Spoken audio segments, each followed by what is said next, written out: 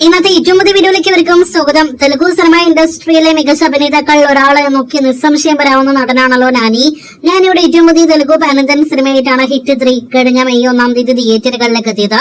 സിനിമയുടെ 3ാം ദിവസത്തെ Kerala tracking Kerala world wide estimate റിപ്പോർട്ടുകൾ പുറത്തു വന്നിരിക്കുകയാണ്.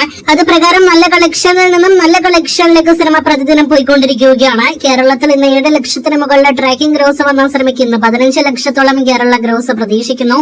സിനിമയുടെ ആകെ കേരള ഗ്രോസ് 50 ലക്ഷത്തിലേക്ക് അടുക്കുന്നു. ഇനി വേൾഡ് വൈഡ് എസ്റ്റിമേറ്റിലേക്ക് വരികയാണെങ്കിൽ ഒഫീഷ്യൽ കളക്ഷന്റെ അടിസ്ഥാനത്തിൽ 62 കോടി കളക്ഷന്റെ പോസ്റ്റർ വന്നെങ്കിലും യഥാർത്ഥ ട്രാക്കേഴ്സ് കളക്ഷൻ 60 കോടിയിൽ താഴെയാണ്. എങ്കിൽ പോലും മികച്ച കളക്ഷൻ തന്നെ സിനിമ 2 ദിവസങ്ങൾ കൊണ്ട് നേടിയെടുത്തിട്ടുണ്ട്.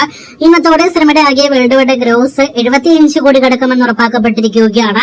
അങ്ങനെ 3 ദിവസങ്ങൾ കൊണ്ട് 75 കോടി വേൾഡ് വൈഡ് ഗ്രോസിലേക്ക് എത്തപ്പെടുന്ന സിനിമയുടെ ആകെ world wide collection break even point നോക്കി പറയുന്നത് 50 കോടിയാണ്. 50 crore world wide share collection നേടിയെടുക്കണമെങ്കിൽ 100 crore global box office collection Nani സിനിമയ്ക്ക് നേടിയെടുക്കണം.